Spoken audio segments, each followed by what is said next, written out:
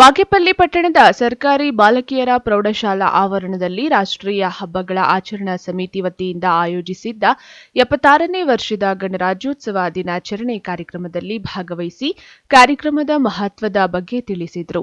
ಶಾಸಕ ಎಸ್ಎನ್ ಸುಬ್ಬಾರೆಡ್ಡಿ ಮಾತನಾಡಿ, ಬಾಗೇಪಲ್ಲಿ ಕ್ಷೇತ್ರದ ಜನತೆ ಉದ್ಯೋಗ ಅವಕಾಶಗಳನ್ನು ಕಲ್ಪಿಸುವ ಕೈಗಾರಿಕೆ ಸ್ಥಾಪನೆ ಮಾಡಬೇಕೆಂಬ ನನ್ನ ಬಹುದಿನಗಳ ಕನಸಿಗೆ ಮುಖ್ಯಮಂತ್ರಿ ಸಿದ್ದರಾಮಯ್ಯ, ಉಪಮುಖ್ಯಮಂತ್ರಿ ಡಿಕೆ ಶಿವಕುಮಾರ್ ಅಸ್ತು ನೀಡಿದ್ದು 3 ತಿಂಗಳೊಳಗೆ ಬಾಗೇಪಲ್ಲಿಯಲ್ಲಿ ಕೈಗಾರಿಕೆ ಸ್ಥಾಪನೆ ಮಾಡಲಿದ್ದೇನೆ.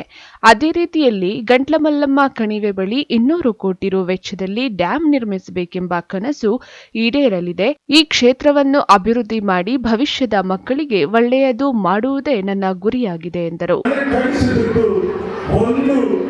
ಈ ಭಾಗಕ್ಕೆ ನೀರಾವರಿ ತರಬೇಕು ಅಂತ, ಎರಡನೇದು ಈ ಭಾಗಕ್ಕೆ ಉದ್ಯೋಗ ಕೊಡುವಂತ ಕೈಗಾರಿಕೆಗಳು ಬರಬೇಕು ಅಂತ ನನ್ನ ಆಸೆ.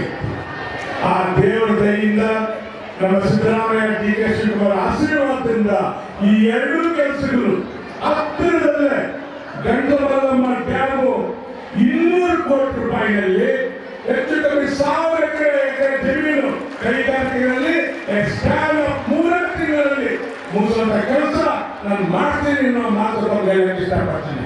ಯಾಕಂದ್ರೆ ನಮ್ಮ ವಿದ್ಯಾರ್ಥಿಗಳು ಪಾಪ ಇಲ್ಲಿ ಅನೇಕ ಕಲಿತರು ಬೆಂಗಳೂರು ಹೋಗ್ಬೇಕಾಗ್ತದೆ ಉದ್ಯೋಗಕ್ಕೆ. ಇನ್ನು ಮೇಲೆ ಆ ಅವಶ್ಯಕತೆ ಇಲ್ಲ.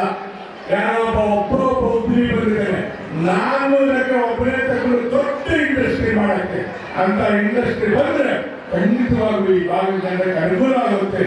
ಇನ್ನಷ್ಟು ನಮ್ಮ ಎಚ್ಚರಿಕೆ ನೀರು ನನಗಿರುವಂತ ಇದ್ರ ಪ್ರಕಾರ ಉಗಾಡಿಗೆ ಎಚ್ಚರಿಕೆ ನೀರು ಮಲ್ಗುರ್ಗಿ ಕಡೆಗೆ ಬೆಂಗಳೂರು ತಂದು ಮಲ್ಗುರ್ಗಿ ಕೊಟ್ಟು ಅಲ್ಲಿಂದ 28 ಜನರಿಗೆ ಇಷ್ಟದ ನೀರಿಸುವಂತ ಕೆಲಸವನ್ನು ನಾನು ಮಾಡ್ತಿದ್ದೀನಿ ಅನ್ನೋ ಮಾತನ್ನು ಹೇಳಿ ತಮಗೆ ಇನ್ನಷ್ಟು ತಮ್ಮ ಆಶೀರ್ವಾದದಿಂದ, ತಮ್ಮ ಬೆಂಬಲದಿಂದ ಇನ್ನಷ್ಟು ಕೆಲಸಗಳು ಹಾಗೆ ಇನ್ನೊಂದು ಮಾಡಿ ನಮ್ಮ ನಾವು ನಮಗೆ ಸ್ವಾತಂತ್ರ್ಯ ಸಿಕ್ಕಾಗಿ ತಕ್ಷಣ ನಮಗೆ ಕಾನ್ಸ್ಟಿಟ್ಯೂಷನ್ ಬಂತು ಅಂತ ನಾವು ಹೇಳಕ್ಕಾಗಲ್ಲ. ಯಾಕಂದ್ರೆ ಒಂದು ಕಾನ್ಸ್ಟಿಟ್ಯೂಂಟ್ ಅಸೆಂಬ್ಲಿ ಅಂತ ಒಂದು ಬಾಡಿ ಬೇಕಾಗುತ್ತೆ, ಒಂದು ಕಾನ್ಸ್ಟಿಟ್ಯೂಷನ್ ರಚನೆ ಮಾಡಬೇಕಾಗುತ್ತೆ.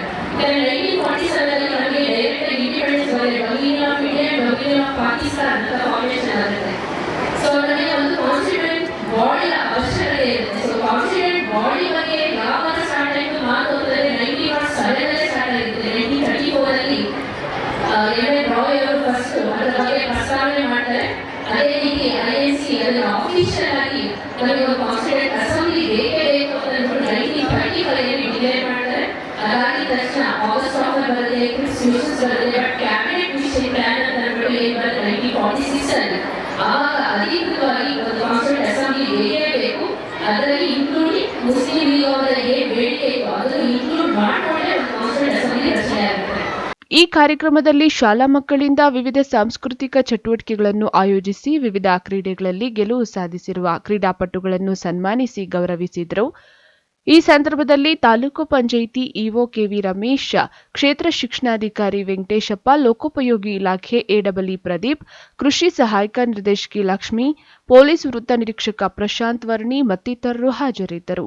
P Manjunath Reddy, MMTV news, Bagepalli.